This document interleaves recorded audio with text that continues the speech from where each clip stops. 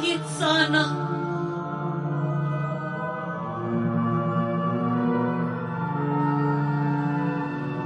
Yang dapat memberiku penjelasan.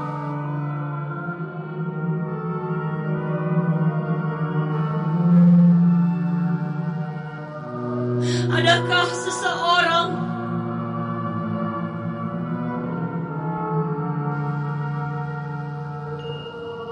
satu orang saja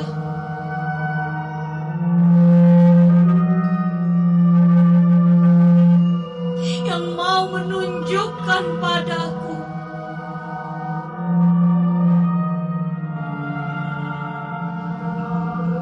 apa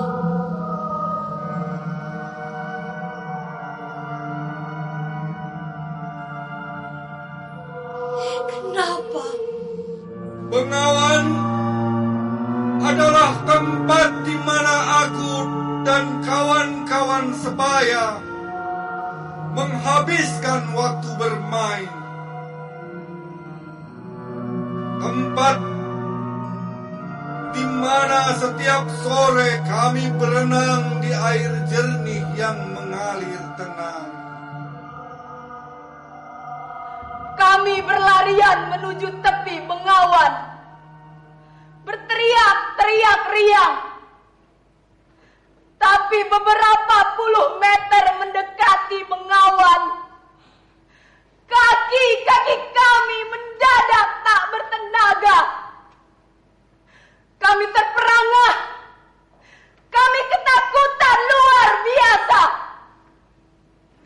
Sejak sore itu, Bengawan yang bagi kami selalu menjadi keriaan berubah menjadi wilayah malapetaka. Ratusan mayat mengapung di atas air yang memerah. Banyak di antaranya tak berkepala, kaki lepas dari tubuh. Berita-berita simpang siur mengatakan mayat-mayat itu adalah anggota sebuah partai terlarang.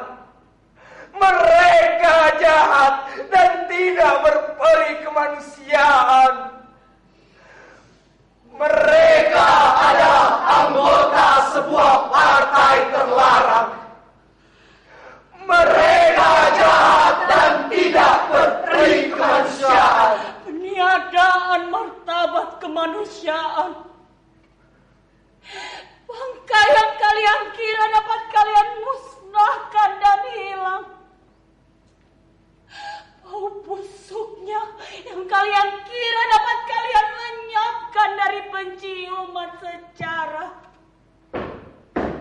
Sepanjang peradaban akan terus menghantui hari-harimu. Mengunyah nasi bersama kotoran yang berserakan di lantai adalah pesta. Karena selalu lebih banyak hari tanpa nasi. Dan kami akan berburu kecoa, cicak, berebut daun atau rumput liar. Apa saja yang dapat membantu kami bertahan hidup. Kami bisa saling menyiksa karena berebutan. Saling menyakiti, berebut bangkai yang kebetulan terdampar. Dalam hati, kadang aku bertanya, kenapa tidak dibiarkan saja kami mati kelaparan atau mati saling mengunyah? Puluhan ribu telah dibantai di sini, di depan mata kami. Mereka disembelih, dibuang ke jurang atau diceburkan ke kali. Puluhan ribu telah disiksa, dibantai, disembelih, dibuang ke jurang, diceburkan ke kali. Kalau anak sehat, amarah yang tak terkendali, kebencian dan himpunan dendam bersatu dalam amuk dan kobaran api. Kenapa seseorang merendahkan dirinya dengan menghina saudara-saudaranya sendiri? Pagi itu, seorang lelaki besar, jangkung, menyeret-nyeret tubuhku yang setengah telanjang ke lapangan berubin di belakang penjara. Ia berteriak-teriak marah. Ia mengira aku melawan perintahnya berguling di ubin. Aku tidak mungkin berguling. Bukan aku tidak mau patuh. Tapi perutku buncit mengandung anak pertamaku. Ia lalu menendang dan tubuhku lalu berguling. Ia menendang lagi, tubuhku berguling lagi. Aku tidak tahu persis berapa kali tubuhku berguling-guling seperti itu. Aku hanya merasakan dunia mendadak gelap. Dan ketika kemudian aku sadar, Tuhan, cabang bayi dalam kandunganku remuk. Cabang bayi berusia 7 bulan itu remuk. Aku melihatnya remuk, nyawa. Demi Tuhan, nyawa. Jangan kalian meracuni sukmaku dengan kedengkian. Jangan kalian tutup hatiku dengan pandangan hitam yang menutupi cahaya. Aku tidak tahu menahu tentang partai terlarang itu. Demi Allah, aku guru agama didikan sebuah pesantren. Demi Allah, aku guru agama dan aku beragama.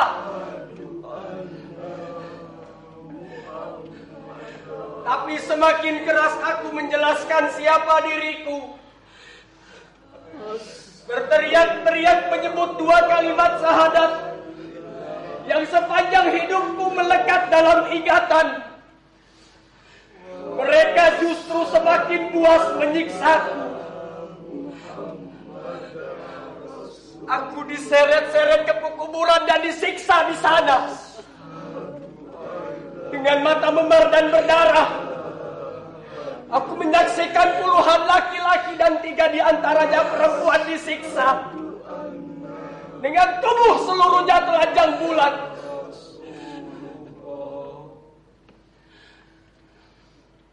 Puluhan ribu tahanan disembelih di sini. Lalu dicampakkan begitu saja ke dalam sungai. Puluhan ribu tahanan disembelih di sini. Lalu dicampakkan begitu saja ke dalam sungai. Menyembelih sesama manusia adalah perbuatan tak terbayangkan oleh akal budi manusia beradab. Menyembelih sesama manusia adalah perbuatan tak terbayangkan oleh akal budi manusia beradab.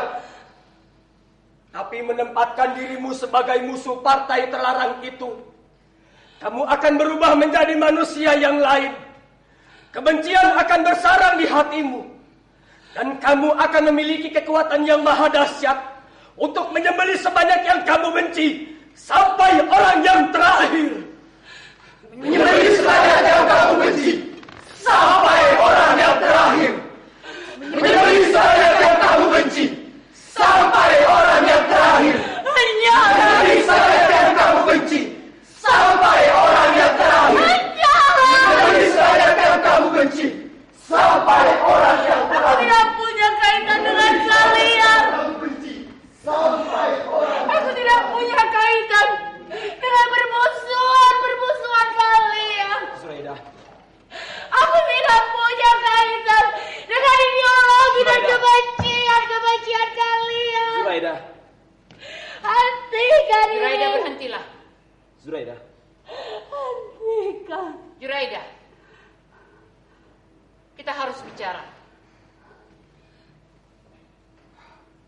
tidak bisa terus-menerus seperti ini, hidup di masa lalu.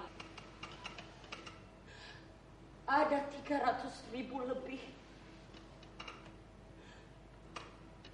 pidana mati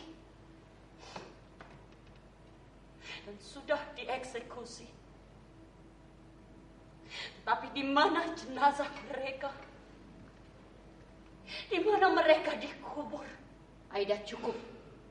Kamu tidak bisa terus-menerus marah. Lihat Rahman, lihat Aini. Kalau mereka bisa, kenapa kamu tidak? Ibu ingin bicara denganku. Ya, dan ibu ingin kali ini kamu betul-betul mau membuka hatimu. Boleh aku meminta?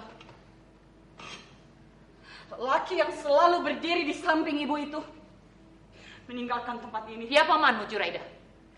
Sejak kamu masih kecil, dia sudah selalu bersama kita. Kenapa sejak aku kecil laki-laki itu selalu ada di samping ibu? Karena dia pamanmu. Bagaimana aku tahu dia pamanku? Bagaimana dengan ayah? Kenapa ibu tidak pernah membicarakan keberadaan ayah? Kamu betul-betul ingin mencari masalah. Tidak, Bu. Aku senang ibu ingin bicara denganku. Setelah seumur hidup, kami hanya diperbolehkan mendengar tanpa pernah diajak bicara. Ini kesempatan emas.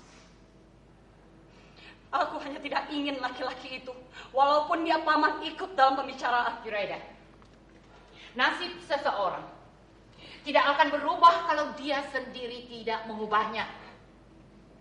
Nasib yang mana yang harus aku ubah itu, Ibu? Bahwa aku keturunan ibu sepuh yang menakutkan itu. Kapan terakhir kali ibu menjenguk ibu sepuh? Itu bukan urusanmu. Hah? Dia bukan urusanku. Bagaimana mungkin dia bukan urusanku, Bu? Sementara nasibku jadi seperti ini. Tersingkir, dilecehkan justru karena ulahnya di masa lalu. Tutup mulutmu, Juraida. Kenapa ibu begitu ingin aku menutup mulut? Cukup!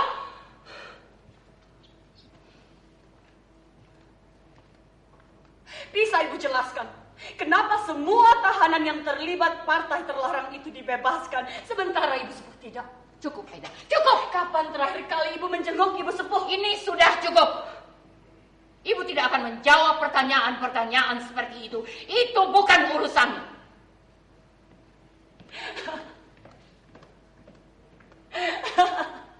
Ini kamu yang ibu maksud dengan berbicara itu? Bagaimana aku akan mengubah nasibku, Bu? Sementara penjelasan kenapa nasibku jadi seperti ini tidak pernah kudapatkan. Anak-anak ibu yang manis. Jangan pergi, Aini. Jangan kamu seperti ibu, menghindar setiap kali kamu diajak bicara. Tidak ada alasan kamu banting tulang cari uang seperti itu. Ibu bekerja dan dia punya cukup uang untuk menghidupi kita. Kamu harus punya keberanian mengatakan tidak, Aini. Badanmu, tenagamu itu seluruhnya hakmu. Aku memang ingin bekerja, Aida. Itu keinginanku, bukan keinginan ibu. Untuk apa? Untuk pergaulan? Untuk bahagia? Atau untuk jadi anak manis ibu? Kamu tidak bergaul, Aini. Dan kamu tidak bahagia. Kamu berjalan di luar sana seperti bangkai hidup. Rempeng, pucat untuk apa? Mungkin karena aku tidak punya kakak yang baik, yang bisa jadi panutan.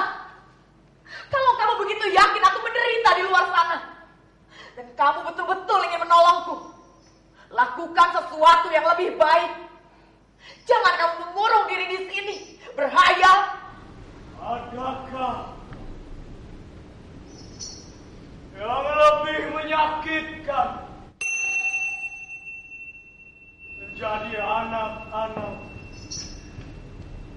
tumbuh di tengah kegelapan, jauh dari keriaan, tersingkir dari ruang-ruang bermain, terasing dan ditampik. Katakan bagaimana aku melepaskan diri.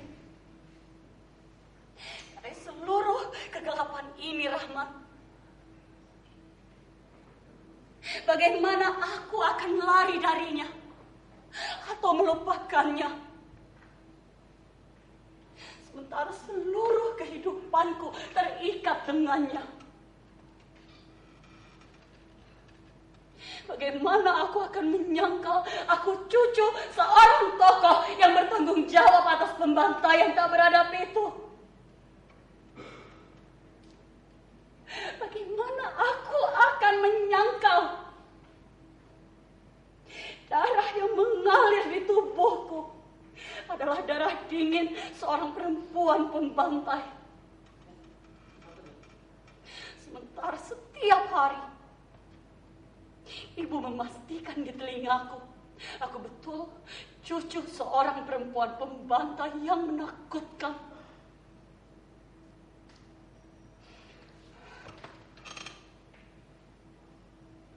Aku buah dari cita-cita dan kebencian orang lain, Rahman. Aku buah dari ambisi dan kekeliruan orang lain. Dan kalian menuntutku seolah aku bisa memilih atau mengubahnya. Pergilah, Rahman. Bungkamu itu hanya membuat perasaanku semakin terkoyak.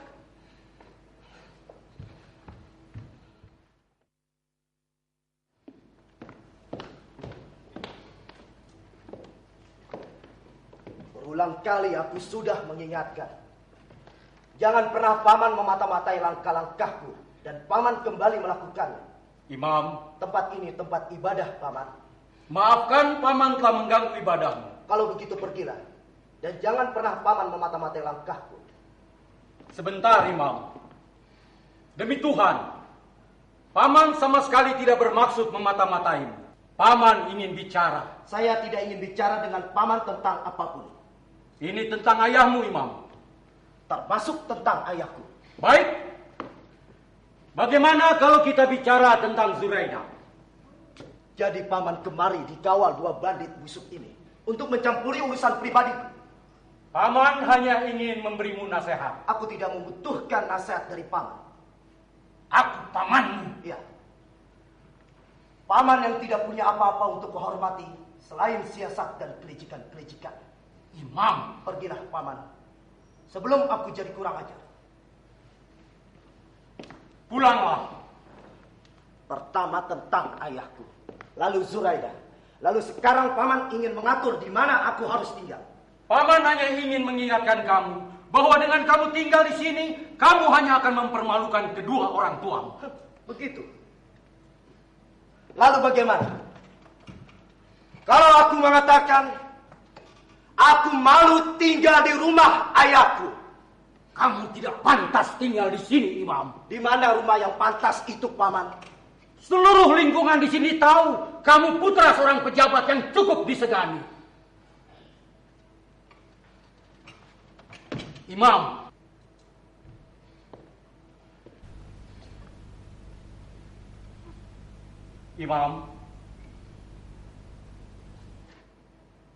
kalian lihat, hampir 1 tahun lebih dia menghabiskan waktunya di sini. Kasak kusuk dengan pemuda-pemuda tadi. Coba, siapa yang bisa menjamin bahwa mereka betul-betul beribadah di tempat? Omong kosong. Ini seluruhnya adalah tameng. Iya, seluruhnya.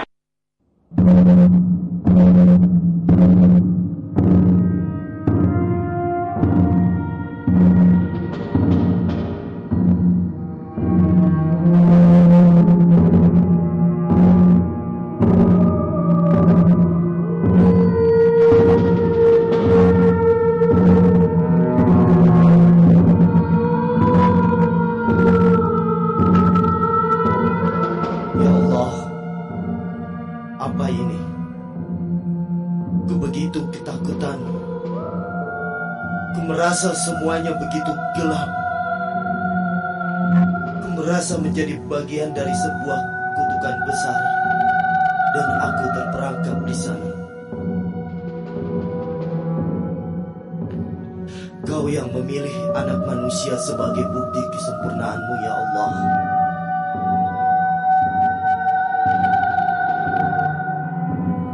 Kau memberiku derajat dan akal budi. Kau menuntutku meraih ilmu setinggi langit dan mengajarkan bagaimana aku harus mengamalkannya. Tapi kenapa, ya Allah,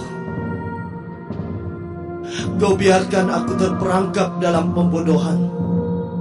Kenapa Kau biarkan aku bungkam menyaksikan harkat orang-orang dirampas?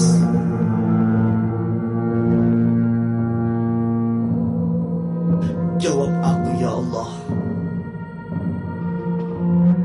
Jawab aku. Kau pasti sangat terpukul. Ayahmu menolak rencanamu mengawini Zuraida. Tapi menolak dikirim ke wilayah pemberontakan itu. Padahal kamu satu-satunya yang memiliki keahlian menghadapi gerilyawan. Menurutku berlebihan. Aku iri padamu, Imam. Semua kawan-kawan seangkatan dengan kita dulu iri padamu. Seorang lelaki berkepribadian menawan. Kamu selalu yang paling cerdas, yang paling berhasil. Dan sekarang semua hal dilakukan untuk menjadikanmu seorang pemimpin.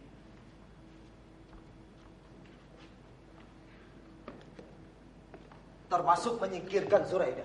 Kenapa tidak mencoba melihat sisi baiknya? Mendapatkan pendidikan di sekolah militer terbaik di muka bumi ini adalah cita-cita tertinggi yang didambakan setiap anggota korps. Di tingkat atau generasi manapun, Imam. Dan itu ada dalam genggaman. Menghadapi para pemberontak itu, untuk orang sekuat kau, hanya sebuah persyaratan kecil. Kamu terlalu banyak bicara, Winata. Kamu mengira kamu tahu banyak. Kamu tidak tahu apa-apa. Kamu hanya seorang perwira muda yang manja, yang terus menyusup pada orang tuamu. Menjadi pemimpin masa depan. Aku lahir di dunia yang sama dengan anak-anak lain, Winata. Begitu juga kamu. Kita tumbuh di tengah kegelapan yang sama. Di tengah kegelapan yang mengharuskan kita menerima politik kepalsuan sebagai budaya politik yang benar. Kenapa politik? Kita tidak berpolitik, Imam. Apapun yang terjadi, kesalahan di masa lalu itu tidak boleh terulang kembali. Retorikamu itu persis seperti retorika ayahku. Persis seperti retorika murahan para politikus sampah di luar sana. Kita memang tidak berpolitik, Winata. Tapi kita adalah alat dari kebijakan-kebijakan politik. Pendidikan yang kita dapatkan, doktrin yang terus ditanamkan di benak kita adalah hasil dari budaya politik yang ada. Jadi jangan kamu bermimpi. Di tengah budaya politik yang buruk di negeri ini, kita mampu menghasilkan seorang pemimpin militer yang baik. Kita sedang membahas sesuatu yang begitu sederhana. Yang jalan pikirannya jelas. Dan kau menyeret kepada kegelapan sejarah, politik kepalsuan. Sejarah yang mana? Pendidikan mana yang salah dari yang kita dapatkan selama ini? Aku tidak akan menjawab pertanyaan seperti itu, Winata. Itu menghina kecerdasanku. Kamu tahu persis cerita tentang pembantaian para jenderal dulu itu kebenarannya masih diragukan. Pembantaian para jenderal yang mana? Pembantaian di zaman komunis 40 tahun lalu itu. Tidak. Tidak, apa yang tidak? Aku tidak akan membahas soal itu, Imam. Kenapa? Karena aku tidak ingin membahasnya. Titik. Kenapa kamu panik? Takut membahasnya? Tidak. Kamu jangan menghina aku seperti itu, Imam. Aku tidak takut, aku hanya tidak mau membahasnya, dan itu hakku. Tapi kamu setuju? Kebenaran cerita tentang pembantaian itu masih diragukan. Ini bukan adalah contoh konkret pendidikan yang kita peroleh selama ini. Tidak seluruhnya baik.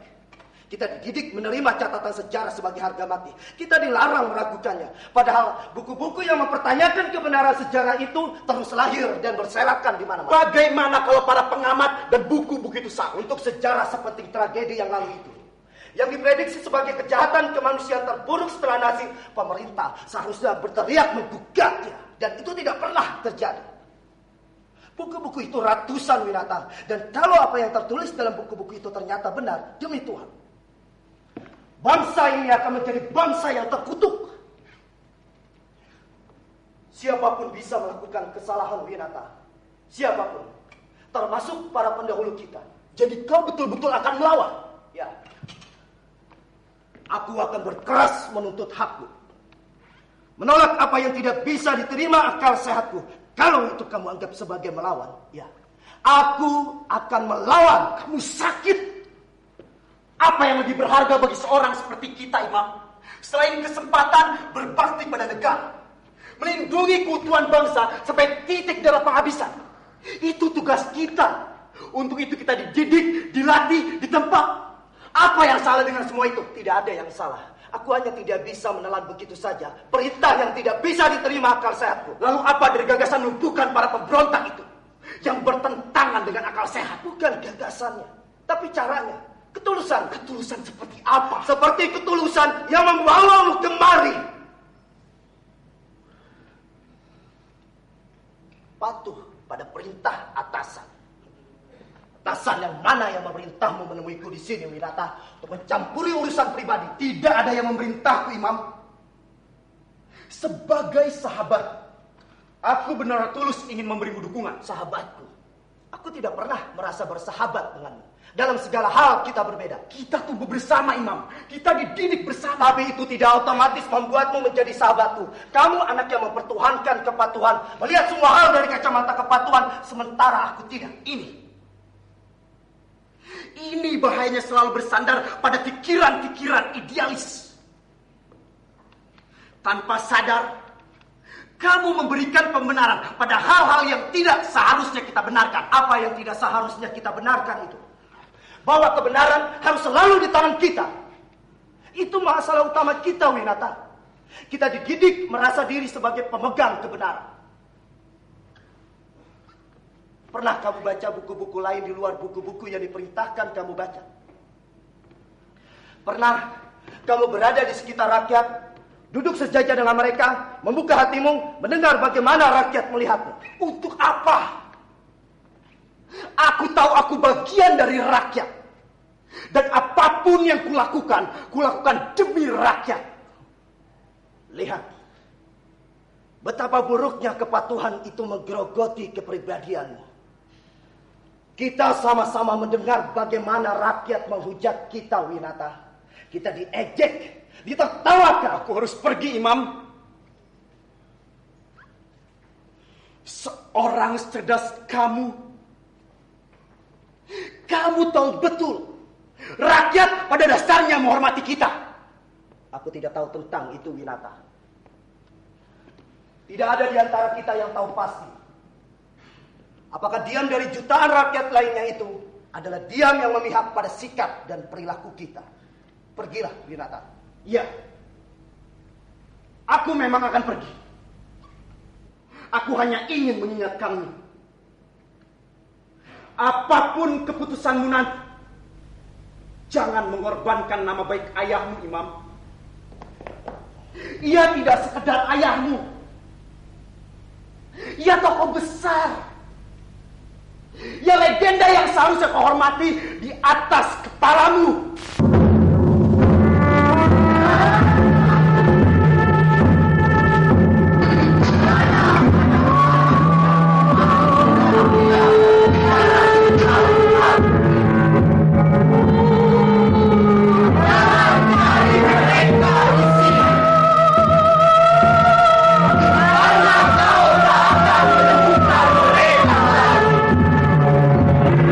Atau carilah yang kau bisa.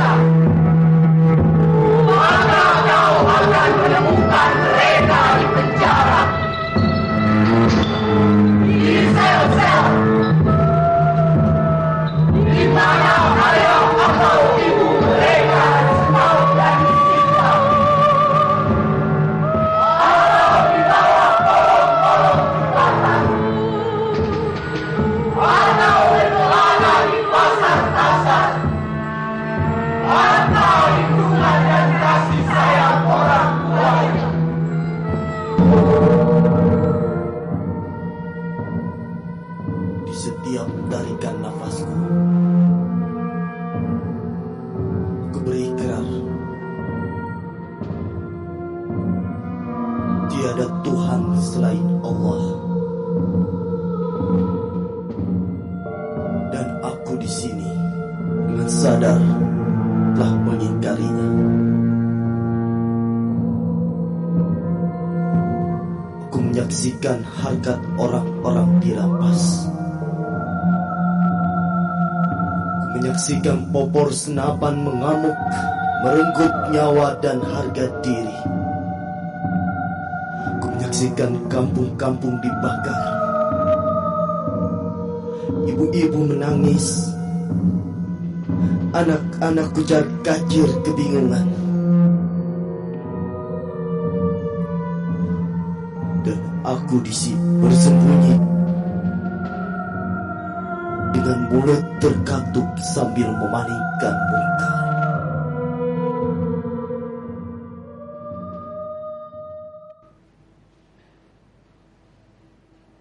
Paman memang tidak layak untuk kuhormati. Untuk tugas mulia seperti ini, Paman memilih untuk tidak dihormati. Apa tugas mulia itu, Paman? Kamu akan berangkat ke wilayah pemberontakan itu dalam waktu 48 jam. Tidak! Hah! Bersatulah para pecundang. Sahabat. Inikah yang kamu maksud dengan dukungan sahabat itu, Winata? Demi Tuhan, aku memang tidak pernah percaya padamu. Aku kebetulan bertemu dengan Bapak Rujito di luar. Ini perintah dari atasanmu. Dan dengan kebetulan ikut memaksaku menerima konspirasi busuk. Pecundang. Kenapa, Winata? Kenapa harus kamu? Imam, Jawab aku, sahabat. Jawab aku! Paman kemari membawa surat perintah dari atasanmu. Paman membawa surat perintah dari atasanku. Aku tidak peduli apa tujuan paman kemari, karena aku tidak akan mematuhi perintah dari atasan manapun. Apa ini? Apa ini? Kami harus membawamu pulang. Sekarang. Tidak! Tidak! Ini perintah, Imam.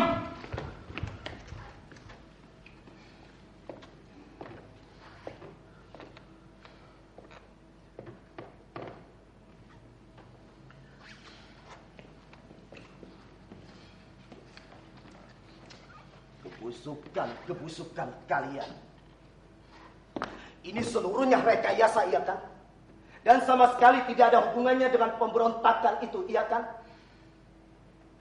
Iya kan, Paman?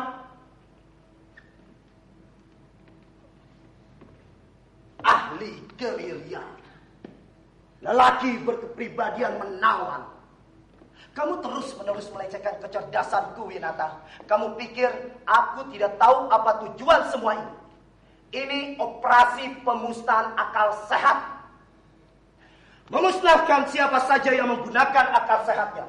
Tidak peduli dia keponakanmu, bahkan anak kandungmu sendiri. Konspirasi kalian yang busuk. Demi keutuhan bangsa, demi menjaga bangsa dari ancaman perpecahan. Kau lihat itu, Winata. Kau lihat apa kaitan semua ini dengan percakapan kita tadi? Ini pengulangan sejarah. Dan yang paling menyedihkan dari seluruh rekayasa ini adalah kamu. Kamu tidak sadar. Konspirasi busuk seperti inilah yang justru menghancurkan bangsa ini. Ini hanya soal waktu, Winata. Sebab kalau para penguasa seperti pamanku ini tidak kunjung memiliki kemauan mengakui kesalahan-kesalahannya di masa lalu itu, dan tidak punya cukup keberanian menggunakan pisau tajam untuk menghentikannya, demi Tuhan, bangsa ini pada akhirnya akan terpecah-pecah. Imam yang cerdas, putra Jenderal Saidiman yang cemerlang, lelaki berkepribadian menawan untuk memimpin masa depan. Bacalah cerita tercecer yang dijajakan ramai di kaki lima tentang pembantaian manusia di masa lalu itu. Dan kau akan tahu, Imam, sedang digiring kemana kau? Petugas! Tunggu!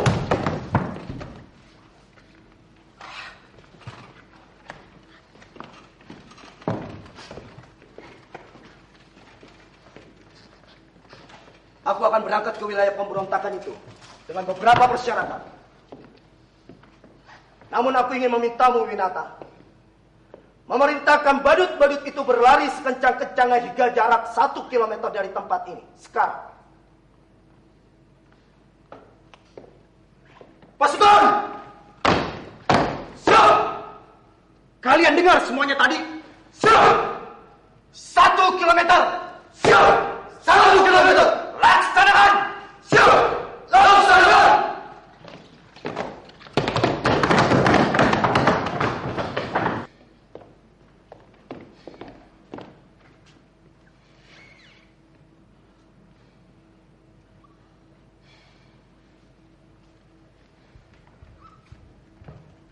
Persyaratan yang pertama, aku akan menemui ayahku.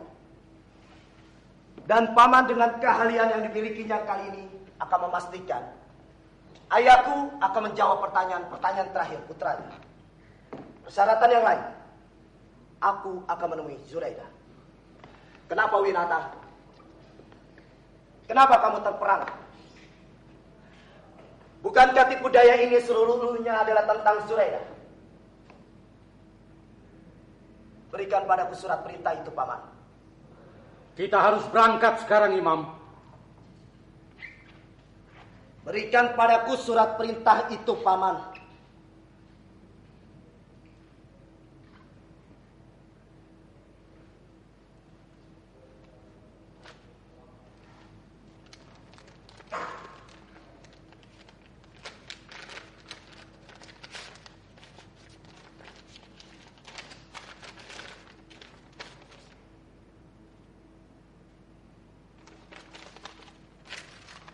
Aku akan menemui atasanku sesuai dengan surat perintah ini. Setelah persyaratan yang aku ajukan betul-betul terlaksana. 24 jam aku di sini, paman, tanpa pengawalan. Tidak ada kekuatan yang dapat melindungiku kecuali oleh Allah.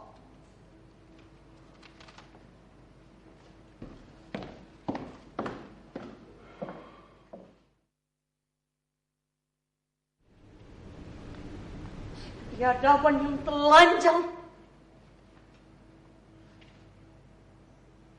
Akal dan pikiran tak lagi membedakan mana aib dan tidak.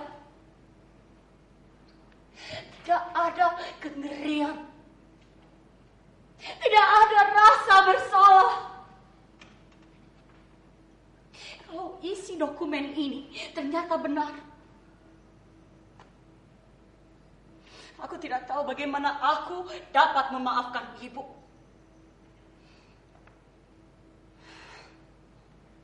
Seburuk apa kira-kira bentuk perselingkuhan kakek? Jangankan perselingkuhan, Aida. Tidak ada hukum, tidak ada pertanggungjawaban. Sepanjang yang kamu sembelih itu musuh bagi kekuasaan. Menyembelih mereka, memperkosa istri dan anak-anak gadis mereka adalah halal. Kalau seorang laki-laki menginginkan ibu misalnya, dia cukup membisikkan pada penguasa kalau ayah kita terlibat partai terlarang itu. Selesai. Tapi apa pentingnya mengorek semua itu? Apa maksudmu? Dari lahir kita sudah seperti ini, Aida. Hidup dalam kegelapan. Apa yang akan terjadi kalau semuanya mendadak terang dan kita tidak sanggup menerimanya? Tidak. Bukan mustahil kita akan semakin terluka, Aida. Tidak. Aku tidak rela. Apa pentingnya melukai ibu sekarang? Hati kamu langsung tertutup kalau sudah mengenai ibu. Bagaimana dengan Aini? Bagaimana dengan Malik? Aku tidak ingin melukai siapapun, Rahman, apalagi ibu. Aku hanya membutuhkan jawaban. Bagaimana kalau kita ternyata keliru? Bagaimana kalau dokumen ini ternyata palsu? Justru itu kita harus melakukan semua ini. Karena kita tidak akan pernah tahu kalau kita tidak pernah mempertanyakannya. Ibu pasti akan sangat marah, Zuraida. Ibu sudah marah, Rahman. Bahkan sebelum kita dilahirkan. Adakah Malik! lebih menyakitkan? Malik! Malik, hentikan ini. Aku membutuhkanmu, Malik. Aku membutuhkan pikiran seorang kakak sekarang. Malik! Menjadi anak. Malik, hentikan ini. Malik! Malik, hentikan!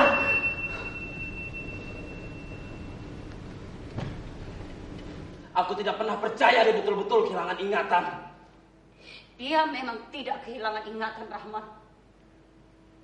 Dia hanya tidak tahan dengan tekanan-tekanan ibu. Dan dokumen ini akan mengakhiri semua itu. Apa ini?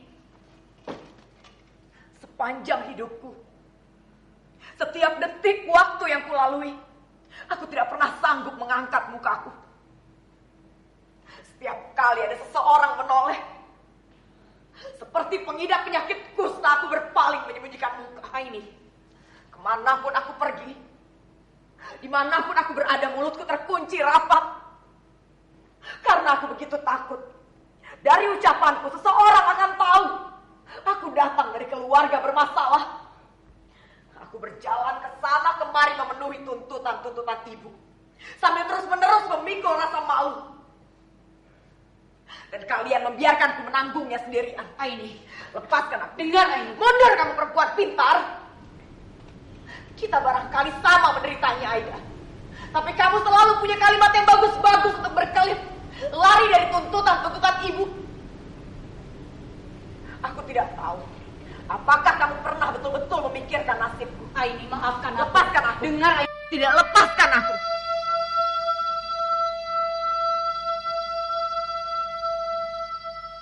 Aku berjalan di jalan yang sama dengan orang lain, Aida.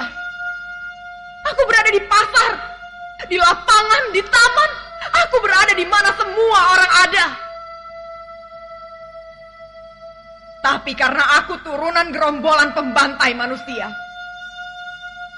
karena aku cucu seorang penganut paham berbahaya dan terlarang, aku harus selalu berdiri di tempat yang tak terlihat.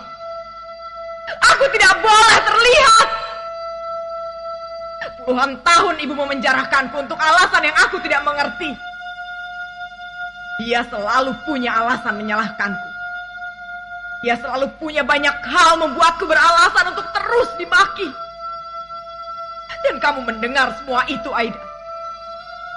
Kamu mendengar setiap pagi dia memberi amanat. Tidak ada kata menyerah, Aini. Tidak ada putus asa. Angkat kepalamu, tatap ke depan.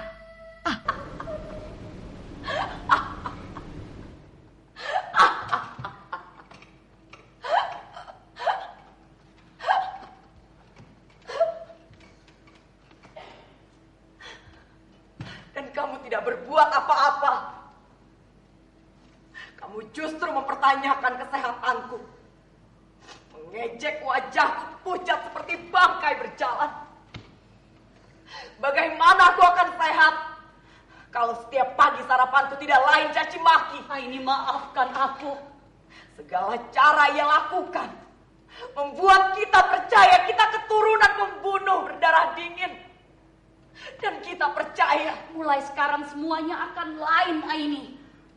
Ini hari kemerdekaan kita. Bangkitlah. bangkit. Kamu tidak tahu apa yang kamu ucapkan, Aida. Kamu pikir selebar dokumen yang kamu temukan ini mampu mengubah apa-apa? Untukmu mungkin iya. Bersembunyi di balik tembok rumah mewah ini, kamu dengan aman menjalin cinta, menghayalkan harapan-harapan, merencanakan perkawinan, mengimpikan anak-anak yang akan kau lahirkan. Tapi aku terseok-seok memenuhi tuntutan-tuntutan ibu, Aida. Setiap pintu perusahaan aku masuki menjajakan diriku. Aku sarjana, Aida, sama seperti kamu. Tapi bahkan memunguti sampah di sebuah warung busuk di tepi jalan, aku tidak yakin ada orang yang mau mempekerjakanku. Mana dia?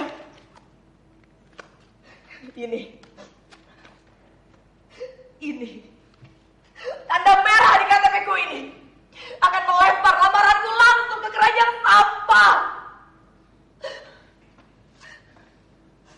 Kalau bekerja adalah duduk di belakang meja atau berdiri di depan kelas atau menawarkan sesuatu pada pembeli, kamu betul, Aida. Aku memang tidak bekerja. Aku memang tidak bekerja, Aida. Aku tidak bekerja.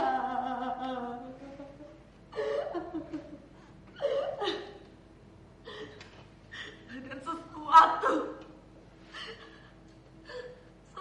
yang seutuhnya aku. Satu-satunya aku. Barang-barang sialan ini. Barang-barang sialan ini milikku, Aida. Hasil keringat dan jerih payahku. Tapi aku tidak pernah mampu menggunakannya. Aku merasa jijik.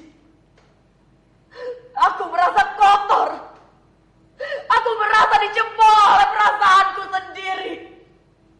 Aku merasa 1000 kali lipat lebih kotor dari sampah masyarakat. Itu harga dari kehormatanku, Aida. Satu-satunya kehormatanku. Satu-satunya milik pribadiku. Yang seharusnya ku jaga sebaik-baiknya. Mundur. Kamu, Aida. Juga Rahman. Apalagi Ibu. Kalian akan menjadi orang-orang pertama yang akan merasa ternoda oleh kehinaanku. Dan kalian mungkin hanya akan menjadi penonton yang diam. Tapi demi Tuhan, berhentilah menghakimi kami. Jangan ada lagi kebohongan.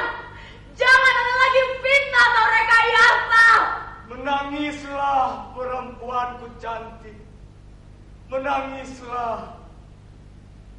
Dan segera setelah itu, seluruh kesedihanmu akan menjadi mimpi sesaat.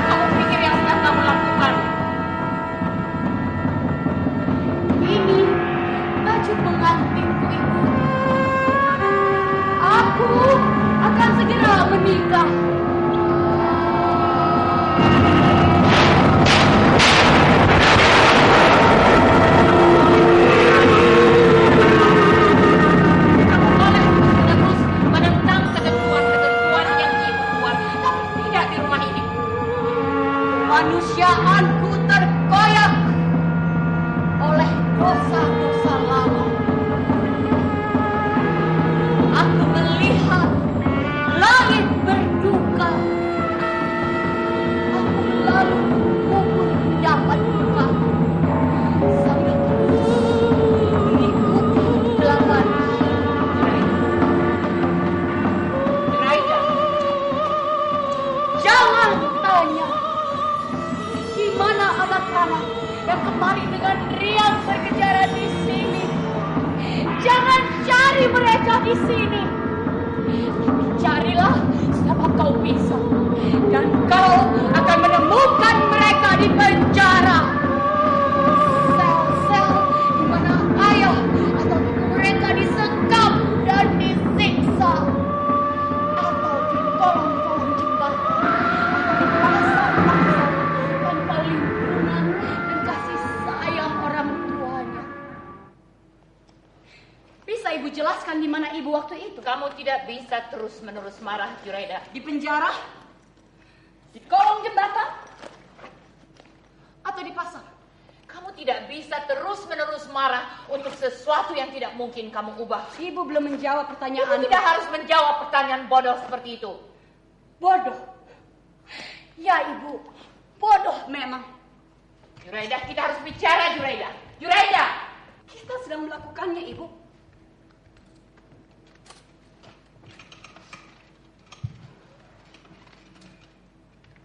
Aku merasakan kehidupan baru di bawah rezim baru. Datang membawa harapan dan menjanjikan perubahan. Tapi aku juga merasakan ada pemaksaan. Mempercayai hal-hal yang sulit diterima akal sehat. Juraida, ibu kemari untuk membicarakan imam. Bahwa siapapun yang terlibat dengan partai terlarang itu, anggotanya, para simpatisan dan kawan-kawan, termasuk anak-anak dan para bayi, adalah orang jahat. Kita harus bicara tentang imam, Juraida. Imam, mana yang paling mengganggu ibu? Imam atau kalimat-kalimat yang baru saja aku baca? Juraida, Itu pernyataan seorang terpelajar, Bu, yang melihat segala sesuatunya dengan akal sehatnya. Ia kemudian ditangkap dan sampai hari ini tidak seorang pun tahu di penjara mana ia disekap atau di bawah bumi yang mana ia dikubur. Dan aku berdiri di sini, Bu, di tengah rumah megah ibu, rumah dinas seorang pejabat pemerintah. Dan pejabat pemerintah itu adalah ibu, yang notabene putri ibu sepuh, musuh besar rezim di mana ibu selama hampir 20 tahun mengabdi. Ibu pasti tidak tahu, hidup dalam hayalan-hayalan gelap ibu tentang ibu sepuh bagiku jauh lebih menakutkan ketimbang kuburan. Boleh aku tahu kenapa seorang seperti ibu, turunan langsung ibu sepuh, bisa duduk di pemerintahan yang memenjarakan ibu sepuh? apa maksudnya? Di mana rumah sepuh, Bu? Pertanyaan apa itu? Kenapa ibu tidak pernah membicarakannya? Apa maksudmu, Juraida? Ibu membicarakan ibu sepuh seperti ibu membicarakan Tuhan, seorang yang harus terus diingat dan dikenang, seorang tauladan yang harus dihormati. Tapi kenapa ibu tidak pernah membicarakan Romo? Kenapa ibu tidak pernah membicarakan sifat-sifatnya? Bagaimana ia mencintai ibu sepuh misalnya? Bagaimana dia meninggalkan kita dulu? Dibunuhkah? Ibu tidak akan melayani ini. Aku baru saja menemukan sebuah dokumen tentang ibu sepuh, Bu. Dokumen ini dengan runtut menjelaskan perjalanan ibu sepuh hingga ia ditangkap dan dijebloskan ke dalam penjara. Catatan ini menegaskan bahwa Ibu Sepuh tidak terlibat sama sekali dengan partai yang menakutkan itu. Itu bohong, Juraida. Itu bohong. Ibu Sepuh adalah korban perselingkuhan suaminya. Tidak ada hubungannya dengan keyakinan politik, apalagi ideologi. Tidak. Itu fitnah, Juraida. Itu fitnah. Jangan kalian percaya begitu saja dokumen-dokumen dia. Dan kamu, jangan kamu sekali-kali melecehkan kakekmu. Aku tidak melecehkan kakek, Bu. Perselingkuhan adalah budaya tertua kaum laki-laki. Itu terjadi di mana-mana. Dan itu bisa saja terjadi pada kakekku. Kamu betul-betul kurang ajar. Kamu tidak berhak mencampuri masa lalu kakekmu. Kamu... Sudah, Bu. Tampar, Bu. Aida, cukup. Tampar Aida, Bu. Aida, cukup. Demi Tuhan, aku tidak mengerti sikap Ibu. Kenapa Ibu marah? Kenapa Ibu marah? Kami menemukan sesuatu yang seharusnya sangat berharga bagi Ibu. Ibu hanya tidak suka. Kalian mempercayai begitu saja selembar kertas yang tercecer entah oleh ulah siapa. Lalu siapa yang harus aku percaya? Siapa? Seumur hidupku, aku percaya pada Ibu. Kami hidup seperti pencuri, mengendap-endap di tengah kegelapan, tersingkir, ditampik. Itu semua karena kami percaya ucapan Ibu. Sekarang dokumen ini muncul. Dokumen itu liar, Juraida. Ya, liar mungkin, Bu. Tapi dia memberiku kesadaran bahwa apa yang dituduhkan orang kepada Ibu Sepuh selama ini bisa jadi keliru. Keras kepala. Tidak ada yang keliru, Juraida. Dokumen itu liar. Dokumen itu bohong. Itu bohong. Kenapa Ibu tidak pernah mempersoalkan tuduhan yang begitu keji terhadap Ibu Sepuh? Ibu kandung Ibu sendiri. Pertanyaan apa itu? Kenapa Ibu tidak pernah memperjuangkan kebenaran untuknya? Mencari bukti-bukti lain misalnya. Karena itu memang kebenaran. Kebenaran? Apa yang membuatnya menjadi kebenaran? Kedudukan Ibu, kemerdekaan Ibu. Bangsa ini tidak pernah mengadili Ibu Sepuh, Bu. Itu sebab siapapun termasuk Ibu tidak berhak mengatakan itu kebenaran. Sekarang Ibu marah, kami mendadak melihat harapan. Kenapa? Karena itu bohong, Juraida. Karena apa yang kamu kira harapan itu bohong, Juraida. Mengerti tidak? Ya, Ibu. Sekarang aku mengerti. Sekarang aku mengerti mengapa kami dilarang menemui Ibu Sepuh di penjara. Sekarang aku mengerti kenapa semua tahanan yang terlibat partai terlarang itu dibebaskan, sementara Ibu Sepuh tidak. Tapi aku akan mencarinya, Bu. Dan demi Tuhan, apabila isi dokumen ini ternyata benar, dan Ibu telah secara sadar membohongi kami, aku tidak tahu apakah aku memiliki sesuatu untuk memaafkan Ibu.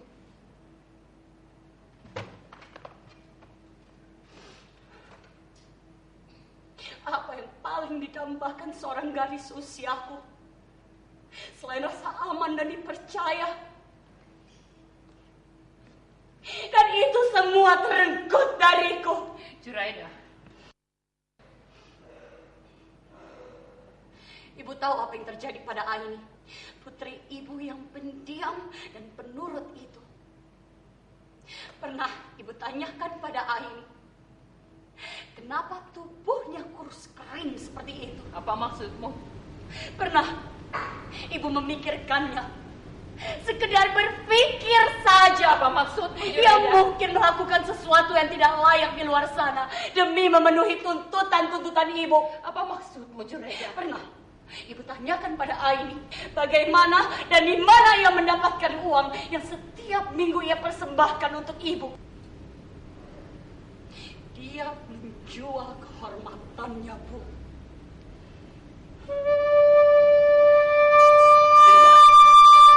Tidak, itu bohong.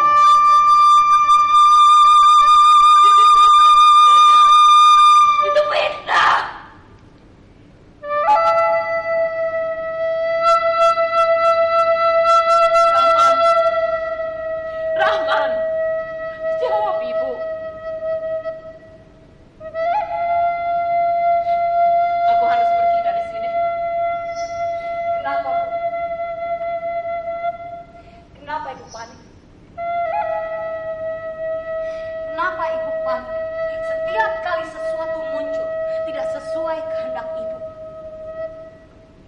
Kenapa ibu tidak pernah sekalipun memikirkan orang lain? Selalu ibu, selalu demi kepuasan ibu. Ini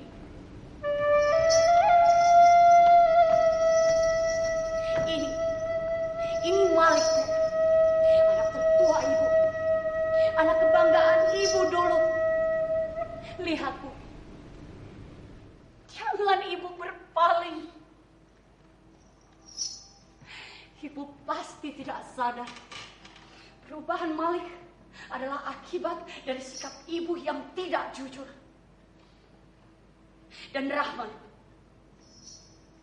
katakan Rahman, bicaralah. Sekarang saatnya kita membuka mata ibu. Bagaimana menderitanya kita menjadi anak-anak ibu. Katakan Rahman.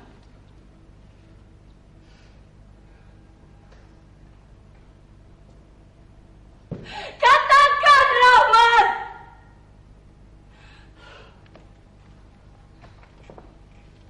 Ibu lihat ini. Rahman menjadi pengedar bu, sekaligus pecandu. Sekarang ibu puas melihat bagaimana Rahman mengorbankan dirinya demi kepuasan ibu. Puas bu. Dan rumah dinas ibu yang megah ini, Rahman sudah membayar lunas rumah ini, Bu. Tapi secara hukum, mereka menolak menulis sertifikat rumah ini atas nama ibu. Tidak, itu tidak mungkin. Rahman, apa yang terjadi? Rahman! Buka, Bu. Baca. Mereka meminta rumah ini dikosongkan. Dalam 7 hari, rumah ini sudah harus kosong. Tidak, ini tidak mungkin. Ini pasti kekeliruan. Rahman, apa yang terjadi, Rahman? Rahman sudah melakukan apa yang ibu tuntut darinya. Sekarang sebaiknya ibu bertanya pada diri ibu sendiri dan sadar kalau ibu tidak akan pernah lolos. Baca. Mereka meminta rumah ini dikosongkan. Dalam 7 hari, rumah ini sudah harus kosong. Tidak, ini tidak mungkin.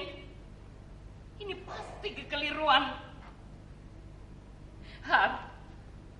Rahman, apa yang terjadi, Rahman? Rahman sudah melakukan apa yang ibu tuntut darinya. Sekarang sebaiknya ibu bertanya pada diri ibu sendiri dan sadar kalau ibu tidak akan pernah lolos. Anak durhaka. Bu!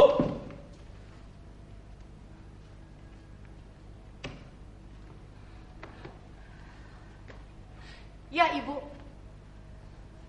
durhaka memang. Begitu seluruh negeri ini menghukumku.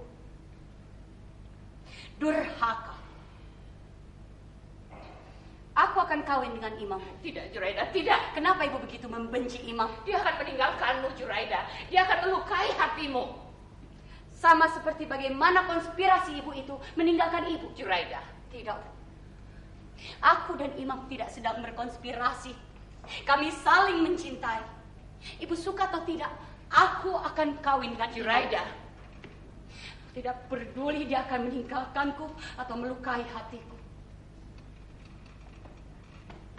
Dan kalaupun ia meninggalkanku juga, seperti ibu yakini, setidaknya aku akan semakin sadar betapa mahalnya harga kemerdekaan yang kalian renggut dariku. Juraida. Pergilah, Bu. Sudahlah, Bu. Sudah.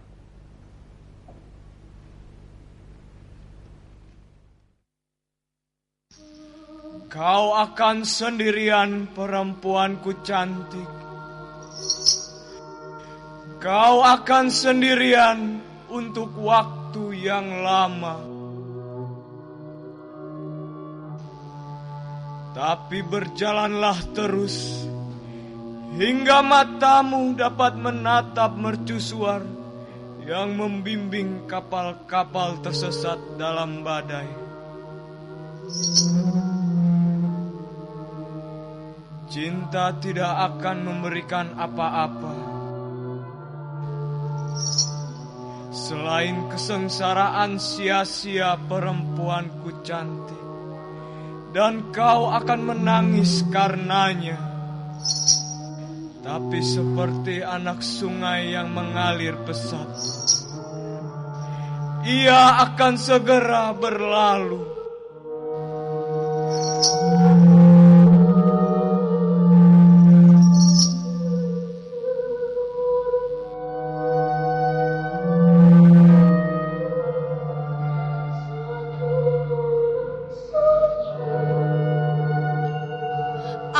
Sudah bebas, Imam. Aku merasa baru saja tiba dalam kehidupan dan siap untuk menjadi pengantinmu. Zuraida. Meski seisi dunia murka dan bumi mengancam berhenti berputar menolaknya, aku akan menjadi pengantinmu.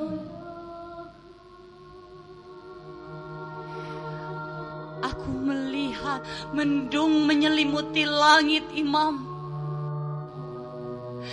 Besok hujan akan turun dan ladang-ladang akan kembali basah. Di tengah padang luas kita akan membangun pelaminan. Zuraida. Kita akan bersanding di atas tikar pandan yang aromanya masih semenawan aroma kejujuran. Rumput hijau akan menjadi permadani di mana gaun pengantinku merayap. Dan semak belukar akan menjadi hiasannya. Zuraida.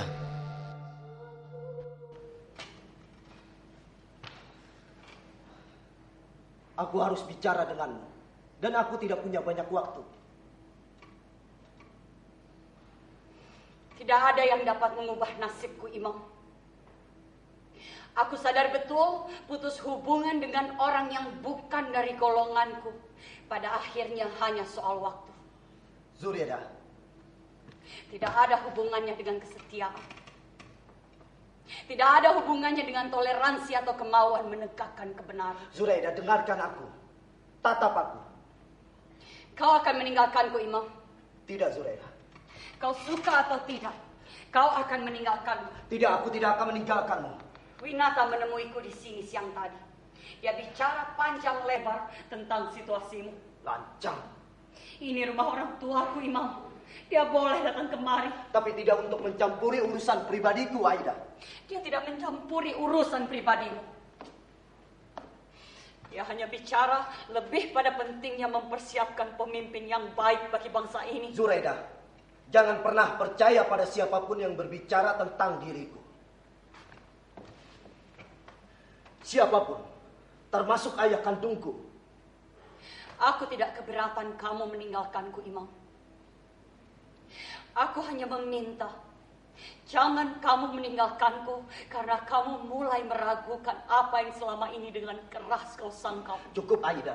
Atau karena aku dan orang-orang yang senasib denganku memang layak disingkirkan. Cukup, Aida, cukup! Aku tidak ingin mendengar ini. Dan Ibu Sepuh, Aida, jangan tinggalkan aku karena kamu mulai meragukan kebenaran tentang Ibu Sepuh.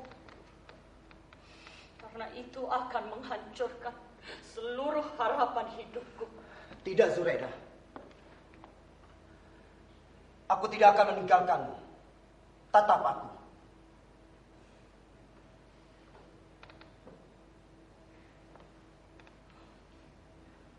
kita akan kawin. Tidak. Kau akan melahirkan anak-anak untuk kita besarkan, Aida. Tidak. Kita akan memiliki anak-anak yang bagus-bagus, yang gembira dan merdeka. Tidak. Kita akan membesarkan mereka dengan cinta. Kita akan memberi mereka rasa aman, menjauhkan mereka dari ketakutan-ketakutan, Aida. Tidak. Aida. Hentikan. Aida. Hentikan, Imam. Apa yang kamu pikir kamu tawarkan, Imam?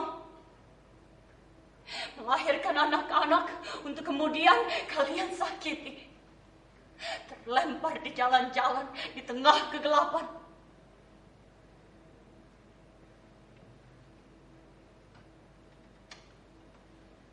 Bagaimanakah aku akan melahirkan anak-anak, Imam?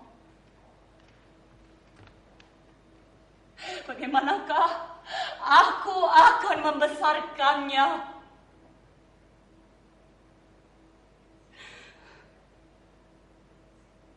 Mungkinkah tangan ini, tangan yang tak bernama ini, tangan yang tak berhak memiliki harkat ini, mampu membesarkan seorang anak terbebas dari rasa takut? Zuraida, apa kamu pikir aku mampu melahirkan anak-anak, Imam? Sementara benakku akan terus dihantui rahim adikku yang remuk.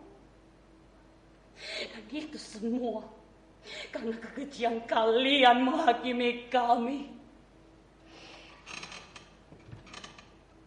Zuraida. Tuhan, kalau aku boleh meminta, aku ingin meminta dilahirkan kembali. Dan aku ingin lahir tak mendengar.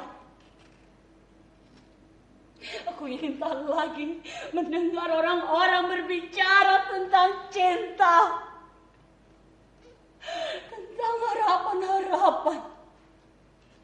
Aku ingin tak lagi mendengar orang-orang berbicara tentang luka, tentang marah dan putus asa.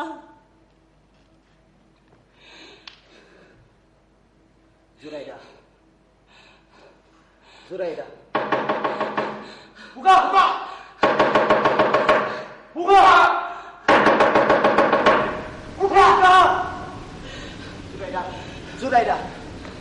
Zuraida. Aku mohon, Zuraida, ikutlah denganku sekarang.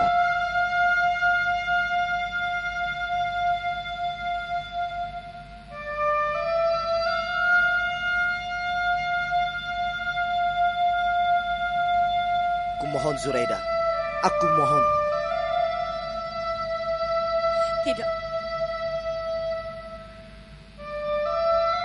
Zuraida. Tidak. Aku tidak akan ikut denganmu, Imam. Tidak sekarang. Tidak kapanpun. Zuraida. Di mana Zuraida? Zuraida tidak ada, Bu. Cari. Zuraida tidak ada di kamarnya. Cari itu, cari. Selamat malam, Haryati. Aku merasakan ada ketegangan di sini menusuk sampai ke tulang. Ada apa, Haryati? Ada sesuatu yang tidak beres? Aku mencintai negeri ini. Sama seperti orang lain mencintainya. Dalam keadaan tak berdaya. Dalam keadaan tanpa harapan. Kalian datang dengan tipu daya. Memaksaku percaya apa yang selama ini kalian tawarkan kepadaku adalah untuk sesuatu yang lebih baik. Dan dengan kedunguan tak termaafkan aku patuh. Sejak awal sudah aku peringatkan kamu tentang Zuraida. Zuraida tidak ikut dalam kesepakatan, Rujito. Dia bahkan belum lahir ketika kita membuat kesepakatan. Tapi dia ekses yang seharusnya kamu perhitungkan sejak awal. Kamu itu tahu bahwa imam saat ini sedang dipersiapkan untuk memimpin bangsa ini di masa datang. Kenapa itu dilakukan? Karena imam memiliki kemampuan untuk itu. Kamu tahu itu semua. Tapi sejak dia bergaul dengan Zuraida, dia jadi liar dan melawan. Saya kemari untuk memastikan agar Zuraida tidak menemui imam lagi.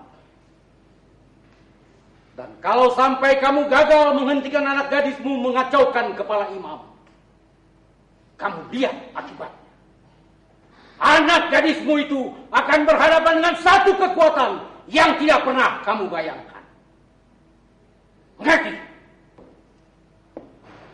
Di mana Zuraida, Haryati? Di mana Zuraida? Aku tidak tahu.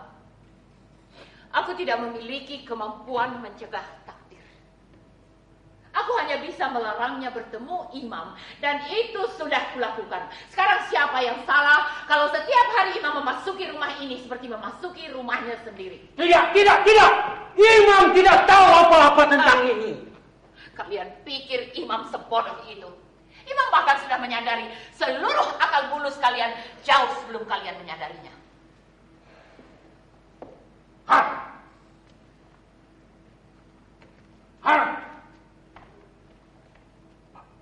Geledah rumah ini.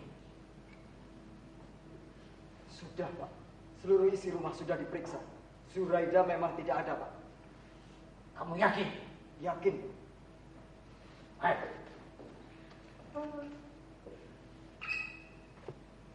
Aku sudah memperingatkan kamu, Haryati.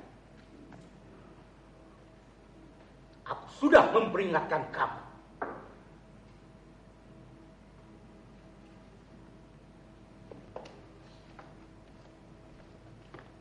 Haryati, beri aku kesempatan untuk menjelaskan. Menjelaskan apa? Aku perempuan paling dungu yang pernah terbayangkan, Har. Entah dosa apa yang menutupi mataku hingga aku tidak melihat konspirasi busuk yang selama ini kalian jeratkan di leherku. Pemimpin masa depan. Pemimpin masa depan seperti apa yang bisa dilahirkan oleh segerombolan monster seperti kalian? Aku bisa memberikan penjelasan tentang itu, Haryati. Beri aku kesempatan. Mana tokoh-tokoh partai yang bersumpah akan menegakkan keadilan itu, Har? Mana para pemimpin pemerintahan yang menjanjikan perubahan itu?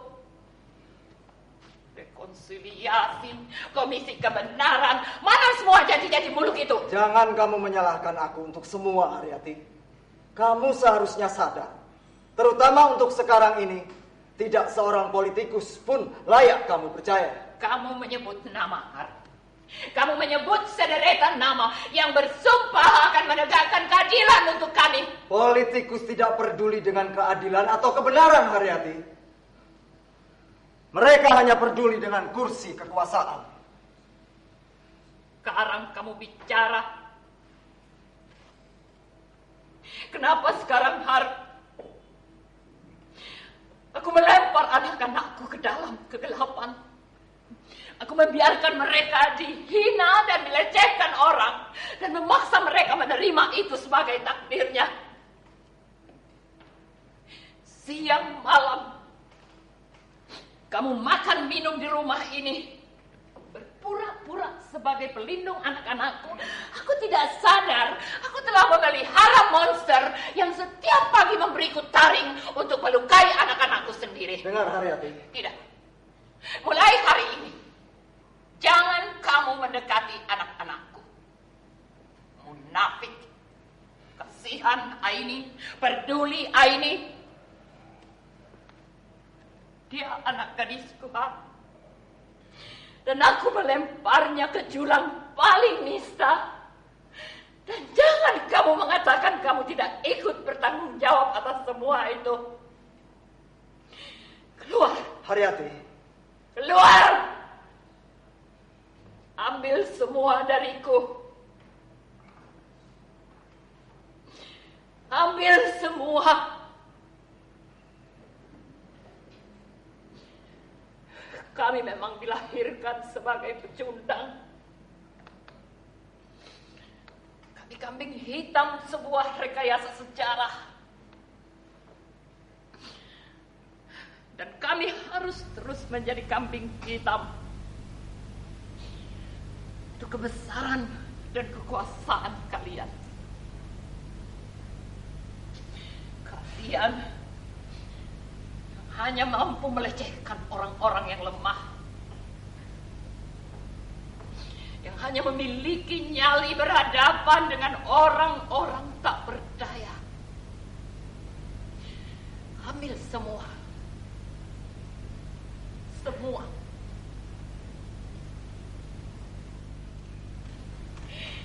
Ibu, ampuni aku.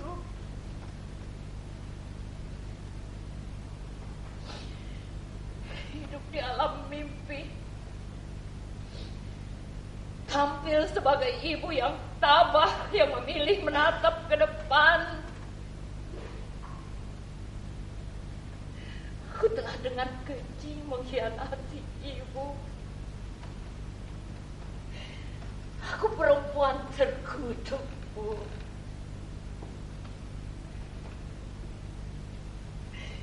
Dengan kebodohan aku telah membelenggu anak-anakku di tengah kedengkian dan rasa permusuhan. Memenjarakan mereka di tengah penjara yang terbuat dari api kebencian. Biarkan mereka terbakar dan hangus.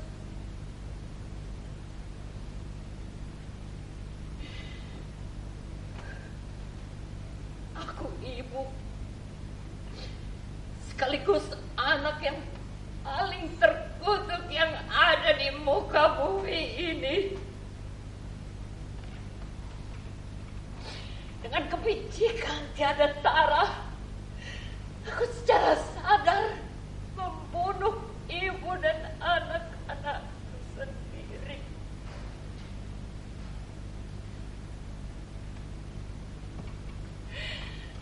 Kalau kemurahan hatimu masih ada, Ibu, ampuni aku.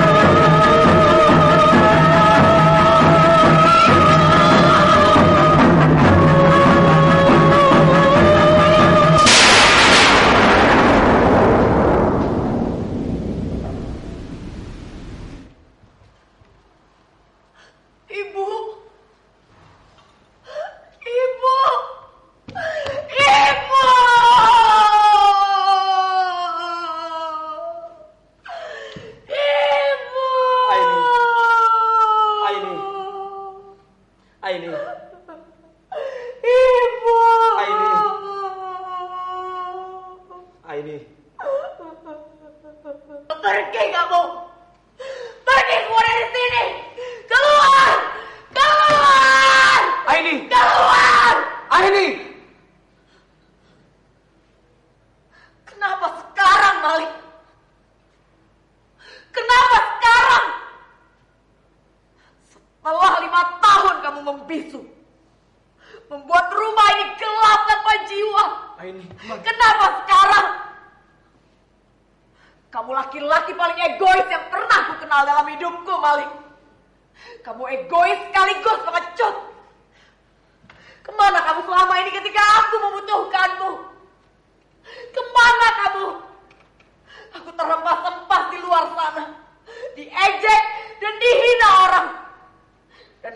mengurung diri di sini merasa yang paling menderita. Lihat. Kita sama menderitanya, Malik. Kita sama menderitanya dengan ibu. Dan kamu dengan bungkamu itu membuat ibu tersudut dan terus-menerus melakukan kesalahan. Bercermin kamu, Malik. Bercermin. Lihat apa kamu punya hati. Kita tidak lebih baik dari ibu, Malik. Aku, kau, Aida, Rahmat. Kita sama buruknya. Kita sama buruknya dengan ibu. Dan kita membunuhnya. Kita baru saja membunuhnya.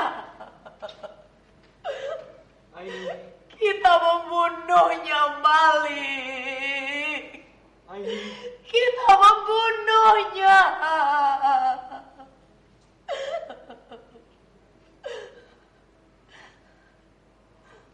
Puas kamu sekarang?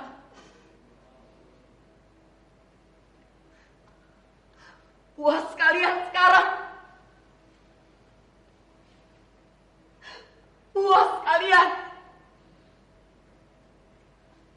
Kalian bisa berkelit mengatakan kalian tidak tahu apa-apa. Kalian boleh menyangkal ikut bertanggung jawab. Tapi kami ada. Setidaknya sejak hari ini kalian semua sadar kami ada. Kami ada di antara kalian. Bersembunyi dalam kegelapan sambil memalingkan muka. Dari itu berhentilah menghakimi kami. Berhentilah menghukum kami.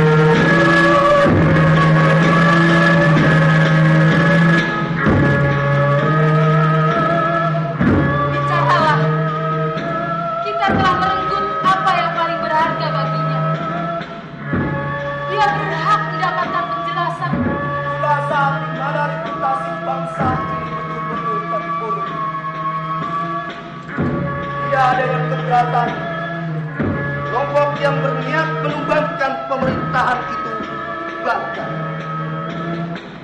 Tidak ada yang keberatan. Pemberontakan mereka dihentikan dengan cara-cara yang keras. Tapi melakukan pelepasan dengan semena-mena. Dengan cara-cara konspirasi.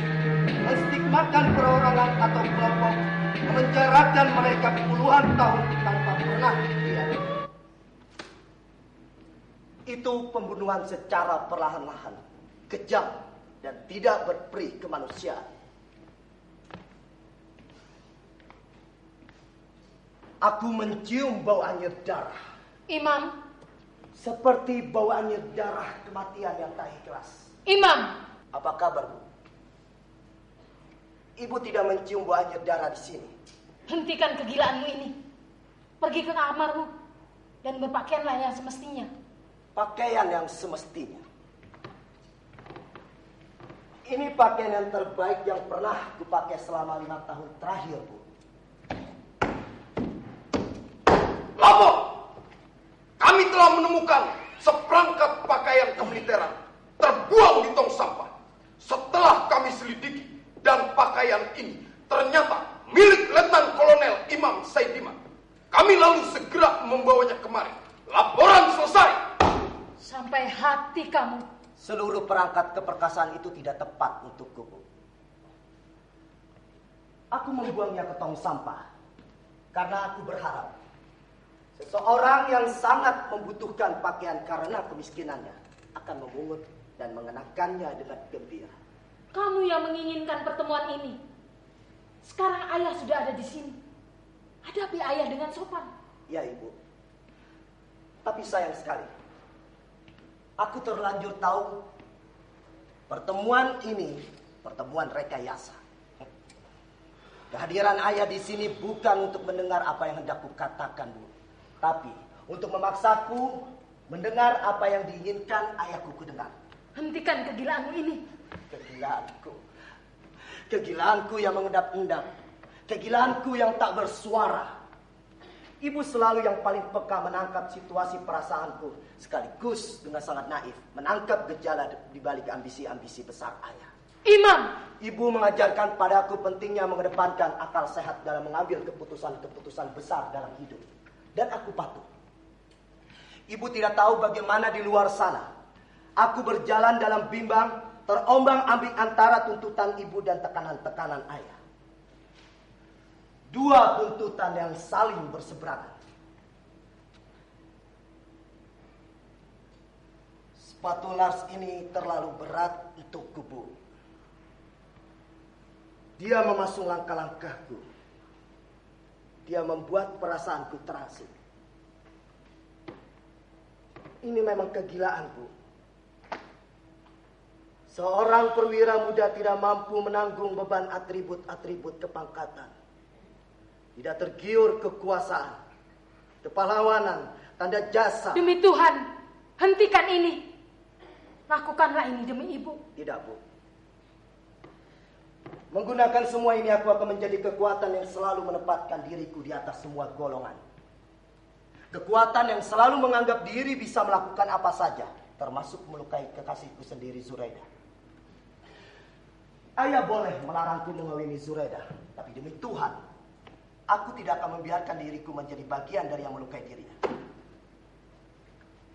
Pergi ke pasar. Siapa? Cari seseorang yang sangat membutuhkan kehangatan. Siapa? Lalu serahkan semua ini dengan upacara kehormatan. Siapa?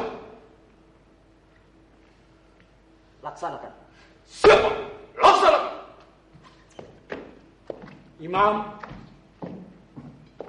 kamu minta agar paman mengatur pertemuan ini. Dan sudah paman lakukan. Sekarang ada ayahmu di sini siap untuk bicara. Paman terlalu banyak berbohong. Imam, kucing dapur. Jangan pernah mencampuri urusan pribadiku, Winata. Kamu di sana waktu itu. Kamu tahu betul, pertemuan ini bukan untuk mendengar apa yang diinginkan ayahku dengar. Tapi bagaimana ayahku akan menjawab pertanyaan-pertanyaanku. Baca. Ajukan pertanyaanmu, Imam. Paman yakin ayahmu akan menjawabnya dengan baik. Aku sudah tidak membutuhkan perintah dari paman. Baca, Winata. Buka halaman 65 dan baca. Sejarah peradaban modern umat manusia menyampaikan keras betapa fasisme dengan menggunakan tameng anti komunisme sesungguhnya adalah anti demokrasi, dan anti demokrasi bagaimanapun adalah anti kemanusiaan. Lanjut. Pertama, mereka datang untuk orang-orang komunis. Lebih keras. Pertama, mereka datang untuk orang-orang komunis. Aku tidak minta diulang, Winata. Aku minta dibaca dengan keras. Baca!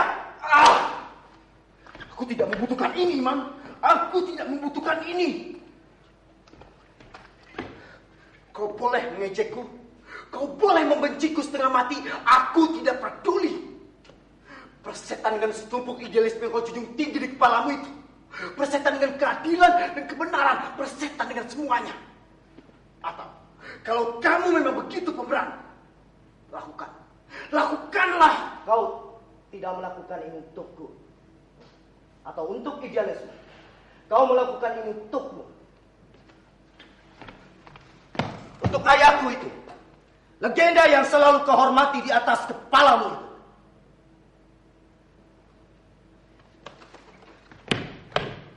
Baca.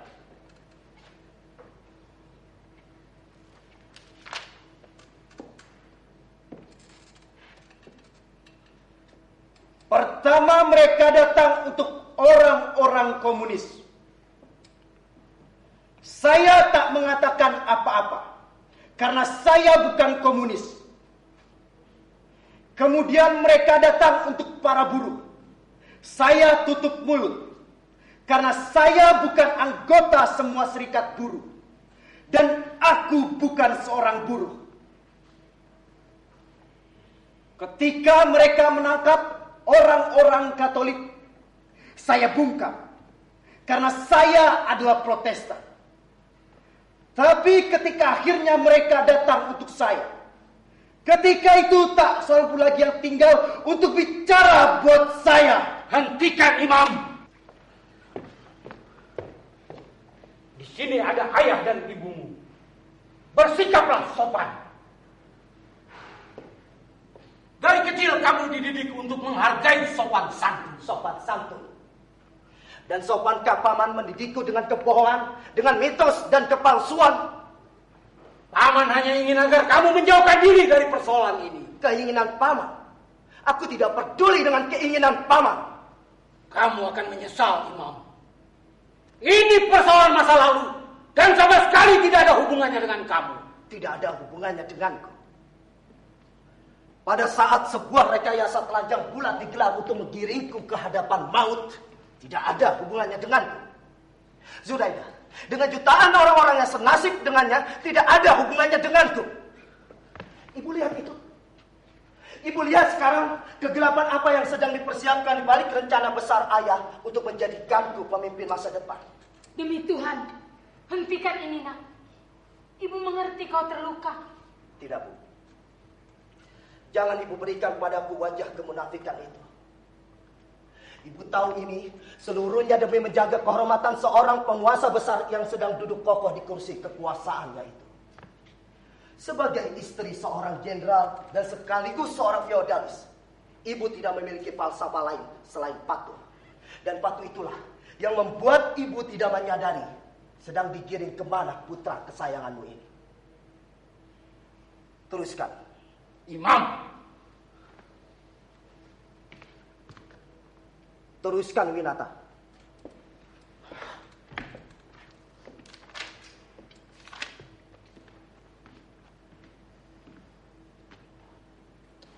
Konflik berdarah itu dimulai di ibu kota. Kenapa, Winata? Kenapa kamu ketakutan? Itu hanya sebuah cerita dari penulis-penulis liar yang bukunya berserakan di luar sana. Baca. Buat seluruh negeri ini mendengar. Buat seluruh anak-anak negeri ini sadar. Mereka berhak mendengar apa yang seharusnya mereka dengar.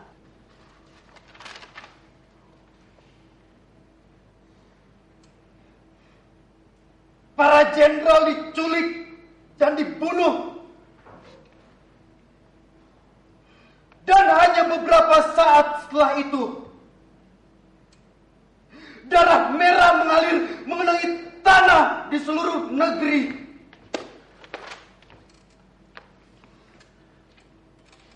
Koruptor. Baca yang lengkap. Jangan satu kata pun kamu korupsi dari apa yang tertera di sana.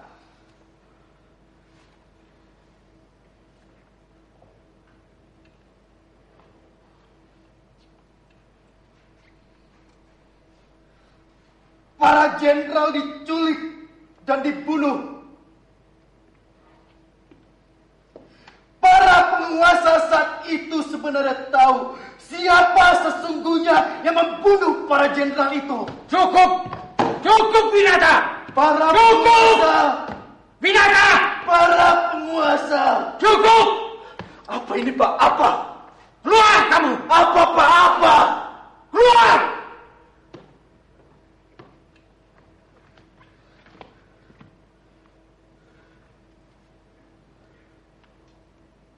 Apa ini, Pak?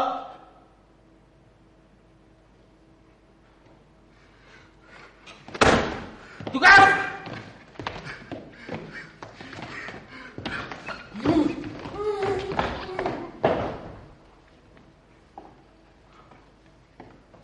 Mengerikan bukan, Paman? mengembalikan kenangan sekaligus menyaksikan kegagalan. Jangan pernah bertanya siapa dalang dari seluruh kegelapan ini. Karena pada masa itu, bertanya adalah kejahatan. Orang-orang hanya tahu bahwa sebuah organisasi terlarang. Mereka kembali, Imam!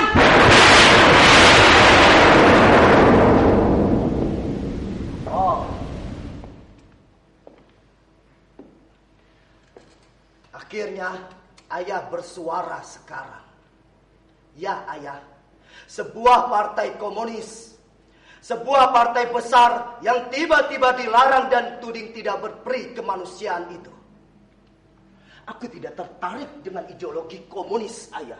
Aku di sini mempertanyakan kebenaran. Hah, itu bagian yang tidak kamu pahami. Iya, kamu tidak memahami bagaimana menakutkannya bila partai itu menanamkan ideologinya.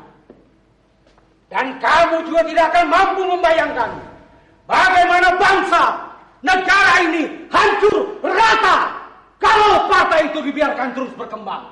Mengerti kamu? Dan karena itu, siapapun yang terkait dengan partai itu, turunannya, sahabatnya, tetangganya, anak-anak dan para bayi layak dinyatakan penjahat dan membahayakan negara. Layak dibunuhi tanpa pernah diadili. Itu dosa terburuk kalian padaku, Paman. Itu dosa terburuk kalian pada generasiku.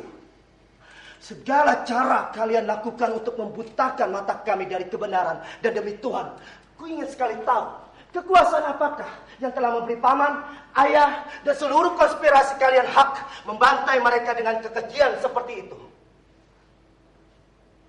Sebab bagiku, Paman, sebiadab apapun mereka, membantai mereka dengan kekejian dan kebiadaban justru menunjukkan kalian jauh lebih tidak beradab. Itu inti dari pertanyaanku, ayah.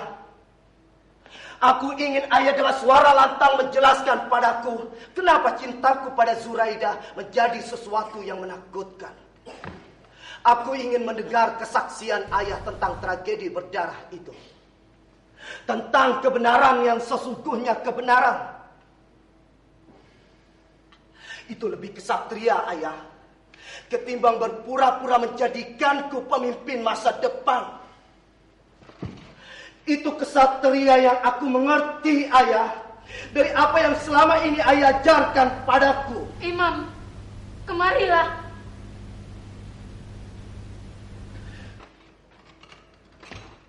Ayah pasti sangat membenciku sekarang. Tapi aku anakmu, ayah. Dan ini bagian terpenting sejarah hidupku.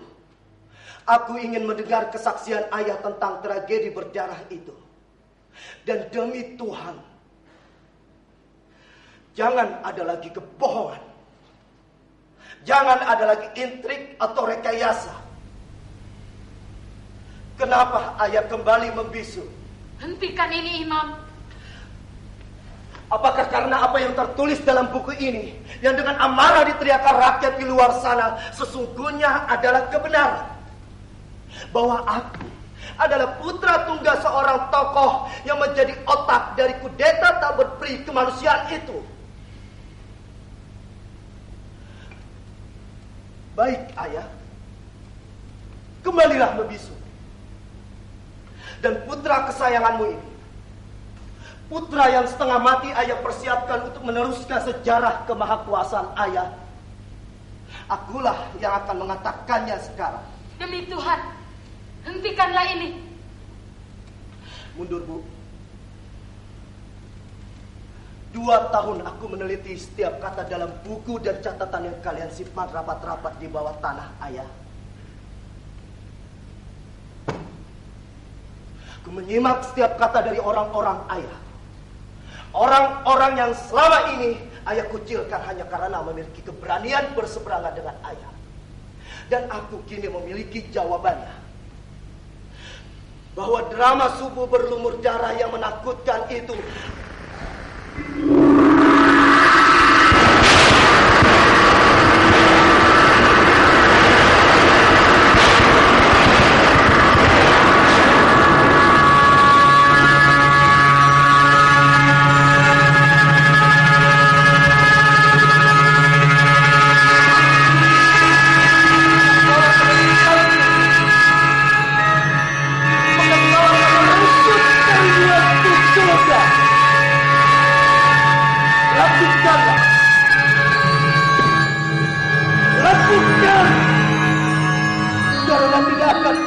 lagi yang dapat menghentikanku.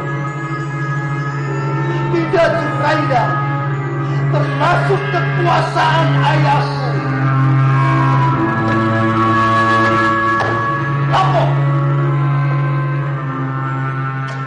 Keluar. Siapa? Tunggu.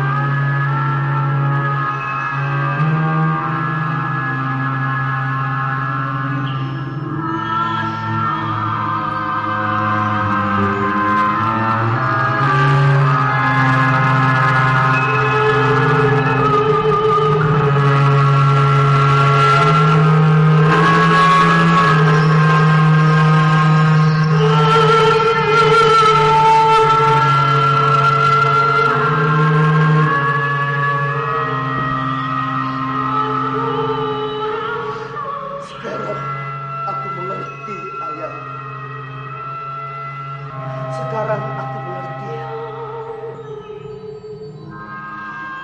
Begitu juga Zuraida. Bangkitlah, Imam. Bangkitlah. Lelaki perkasa ini yang telah menggendongku ketika aku masih kanak-kanak, yang telah memberiku rasa aman, yang telah mengajarkan padaku tentang kepahlawanan, tentang bintang-bintang.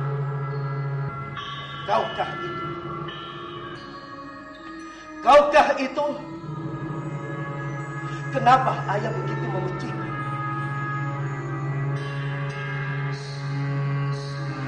Kenapa Zuraida?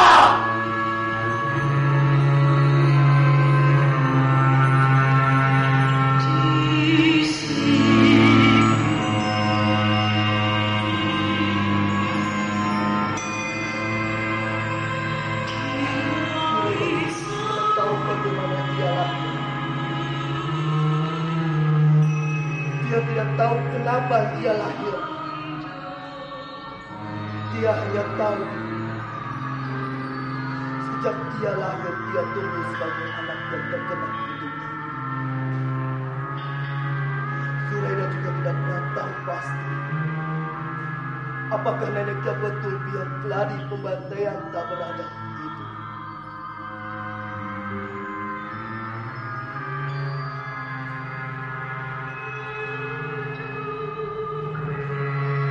Tapi aku melihatnya di sana berdiri. Dan demi Tuhan, ini pertama kali aku melihatnya mengulung senyum. Kemarilah, nak. Kemarilah. Tidak penguasa.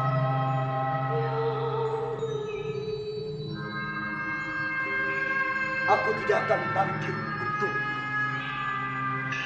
Aku tidak akan bangkit untuk kebencian dan permusuhan-permusuhanmu. Aku tidak akan bangkit untukmu, penguasa. Aku tidak akan bangkit untuk kebencian dan permusuhan-permusuhanmu. Aku tidak akan bangkit untuk kebencian dan permusuhan-permusuhanmu.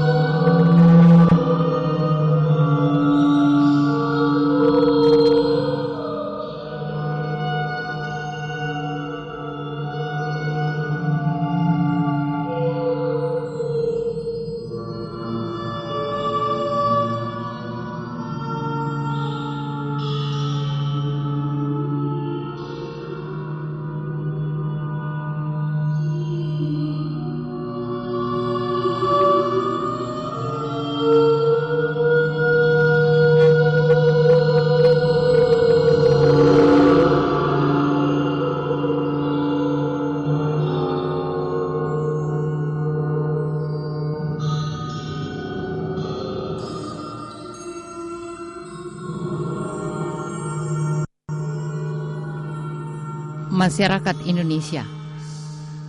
Anak-anak kegelapan adalah potret muram dari 30 juta lebih rakyat Indonesia yang menjadi korban dari peristiwa G30S 40 tahun lalu. Sampai hari ini, kehidupan mereka masih terdiskriminasi secara politik, ekonomi maupun sosial karena tidak adanya kesungguhan negara menyelesaikan persoalan mereka. Mereka adalah saudara-saudara kita. Mereka ada di sekitar kita dan mereka adalah tanggung jawab kita.